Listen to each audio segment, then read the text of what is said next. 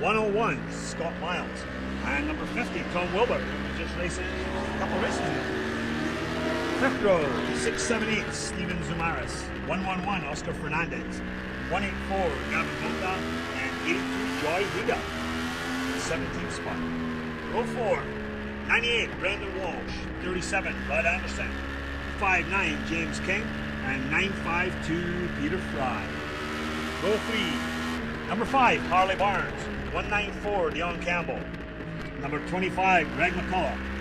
Number 33, Eric Go Branson. Hopefully he's out there. He got his bike back together. We were chatting to him at lunchtime, but his right arm has a massive bruise and a swelling on it. So I'm not sure if he's going to be out there on the grid. Try and keep an eye out for him. He'd be in 9th position. Second row, number 13, Steve Metz. 91, Jason Lauritsen. Number 4, Martin Schwartz. And 139, Lenny Hale. Look at our front row. Tucker Lancaster in 4th spot, 408R. I don't think Dave Stanton's going to be on the grid, so that'll be a blank spot.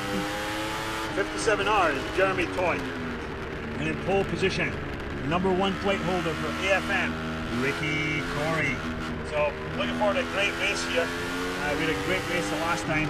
I think you see Toy and Corey, but Tucker Lancaster, they just have something for them. I can see them blasting away from him on the straights, but if he gets a good start, he should be up there with them at least until turn 6. And after that, we'll see what happens. Yeah, I'm with you, Alan. He might be able to stay with through the first few corners, but as soon as they get to that 6th section, the horsepower comes into such play.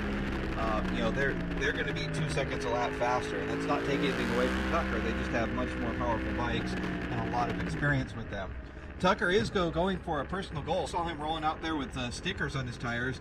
That's letting me know that he's really given it his all with some brand new tires to see if he can get the 600 lap record, which I believe currently sits at a 49.6. Earlier today he ran a 49.9.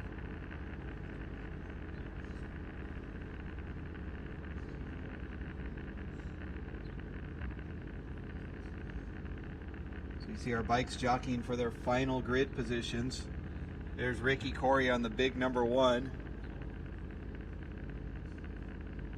Jeremy Toy takes his spot. Of course, a blank spot where we normally have Dave Stanton. Riders take their positions. The big kahuna flips to the number 2 board. One board. On its side, revs go up. Green flag over racing. Great start from Jeremy Toy and Ricky Corey both. Tucker Lancaster with a phenomenal start doing as they charge in the first corner. Ricky Corey has a position. Jeremy Toy just on the outside of him.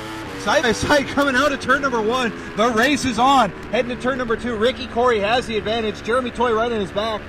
Tucker Lancaster dropped back into 4th position, I believe. Or is he 3rd?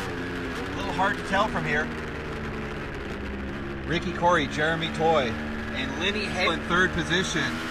Tucker Lancaster, look at him come around the outside. Jeremy Toy looking to make a move on 4. Does not get done. Ricky slams the door in his face. It has begun, ladies and gentlemen. This is the tone, I think, for this race. It was clean, but it was close.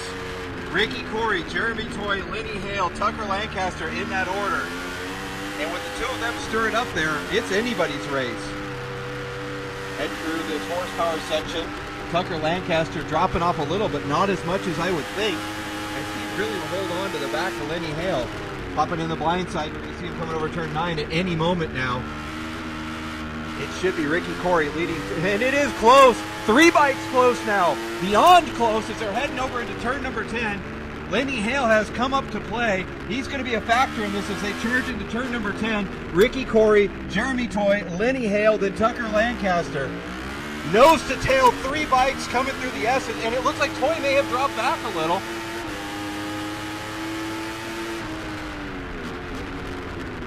The drive down the back section, there's going to be no jostling there, but the front straightaway is going to be action-packed.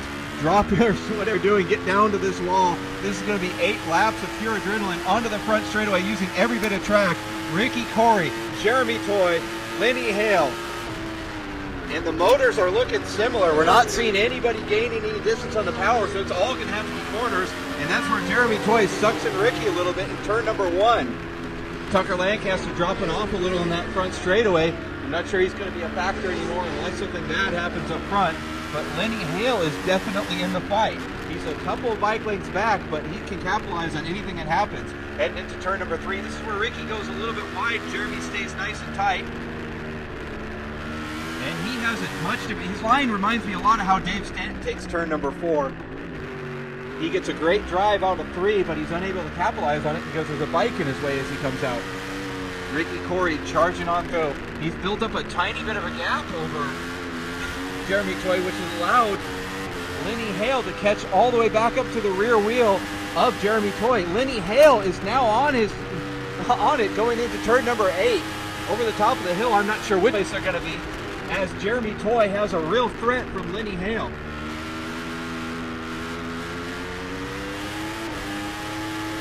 Ricky up in front, Jeremy Toy starting to make up a little distance. They go into turn number 10. And Toy has broken away from Lenny Hale by a little bit and caught back up to Ricky Corey. So there's definitely a section in the back there for Jeremy Toy as he's right back on the rear wheel of of Ricky Corey. Lenny Hale still trying to hold on to that freight train as they're going into turn number 14. It is close again, coming on the front straightaway. A lot of people running out to get pit signals. I'm going to give you a preview. They're going to say +0 as they come to the front straightaway, using up all the track again, all the way out onto that curbing. Ricky Corey, Jeremy Toy, Lenny Hale in that order. They're starting to leave Tucker Lancaster a little, but he's putting on an inspired ride on that 600. Jeremy Toy, Ricky Corey. Ricky had a bobble coming out of turn 1. It looks like his front got real light, had a bobble, sets it back down. It's not that big a drama for him. He's used to that bike riding a little loose. Into turn 3, no position change. Jeremy is straight on the back, and Lenny Hale is looking like he's riding the whole track trying to keep up with these guys. Jeremy Toy keeps looking up the inside turn number 4. I bet you he's going to make something happen there in a lap or two because he keeps thinking about it. Into 5A, no real change. Popping back into the turn 6, 7, 8 section. Ricky's enough of a lead that I don't think we have to worry about a position change over there, but we could see something over the top of 9. And now we have a rider going very slow at the back. It almost looks like we have a mechanical. I'm not sure if this is going to be a factor now, or if they're going to have to meatball this rider. He's going to get enveloped very soon by the front of this freight train.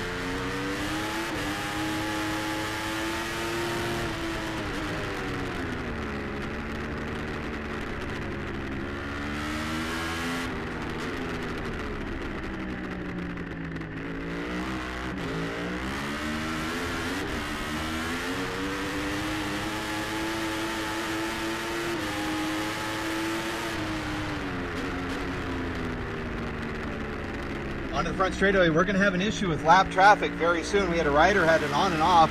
He's on the front straight, and he's about to give a preview of a heck of an action here. Jeremy Toy and Ricky Corey are still nose to tail. Ricky Corey has a lead, but here's lap traffic going to be a factor very soon. They're in turn 1. The lapper is going to be in turn number 2 right about now. He's going to get caught in turn 3. This could get real interesting, ladies and gentlemen.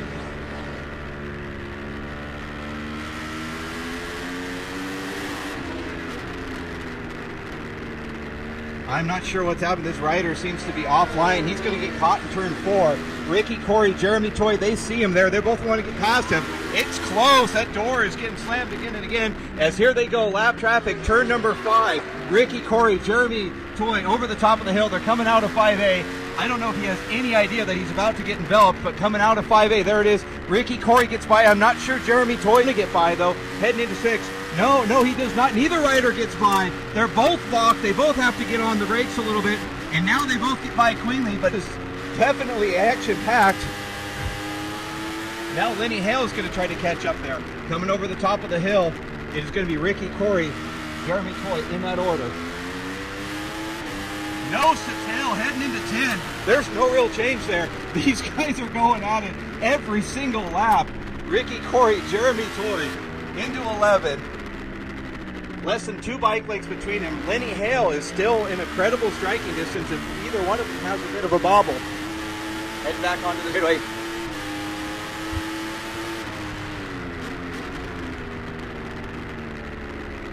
Into 14, but they are close. Onto this front straightaway.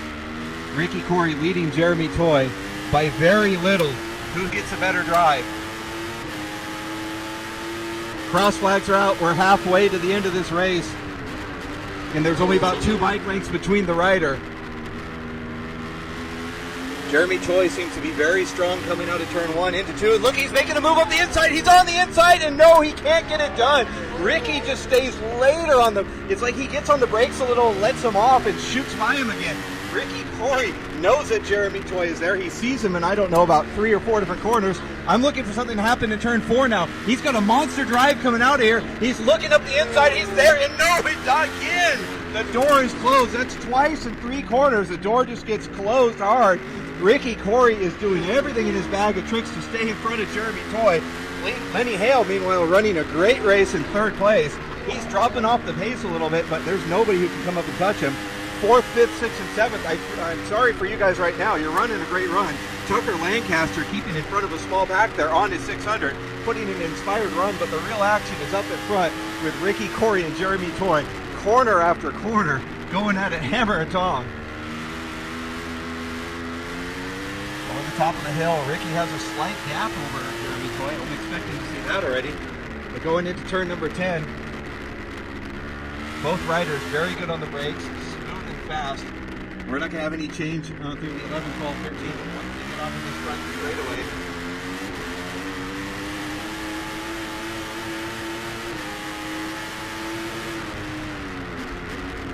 A little back further back in the past, we have John Fosgate told us we have a great battle for 8th place too. Again, my apologies to those riders, but right now 1st and 2nd is where I'm turning my undivided attention as they come onto that front straightaway again, nose to tail. These guys are drafting their boards against a +0. Ricky Corey, Jeremy Toy, nose to tail, past the start-finish line, into turn number 1. Look at them. Jeremy Toy sucks up all the distance as they come into turn 2. He's going to look to make an inside move again. He does. He's late on the brakes, and he just doesn't get it done again. Ricky is just so strong at the very last part of that trick. Jeremy's just got to go in deeper. But here we come up to, and Ricky runs a little wide in 3. Jeremy's not able to capitalize on it. He has a slightly, he always goes for the exit of 3. In that particular case, he maybe could have made something happen coming in there. But the two of them just still nose to tail, lap after lap after lap after lap, identical lap times.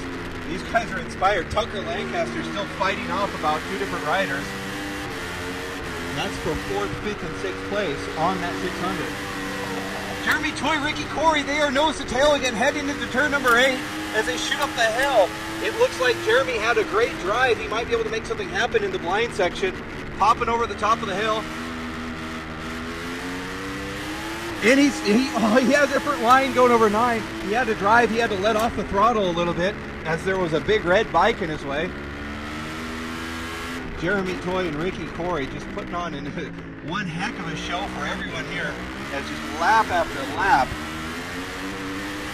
We have a rider off in 6. I don't know if it's going to be a factor here. That puts us 1 down in 5 as well. We have yellow flags flying. The bike is off to the outside. That could be a factor as we come onto the front straightaway, and the riders are going to try to make some passing opportunities. Onto the front straight. Ricky has a little bit of a gap on Jeremy, but not a whole lot. If this is a drag race at the end, either Jeremy's playing cards very well, or he just doesn't have what he needs to get past.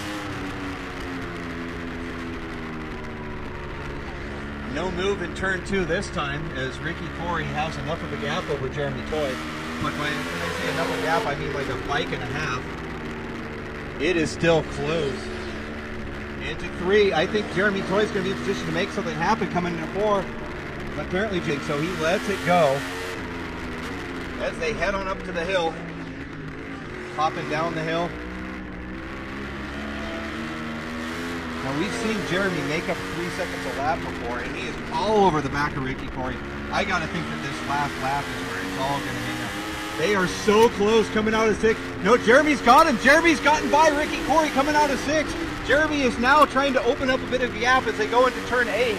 Ricky Corey falling back to second place as they come over the top of 9. It'll be Jeremy Toy leading the race for the first time. Toy and Corey. Toy has turned afterburners. He wants by. He's going for it. And the passes in a blind section of turn 6. We're unable to see past the hill. Jeremy Toy, Ricky Corey. Now it's a role reversal as Toy is doing his best to distance himself from Ricky Corey, and he seems to be getting it done.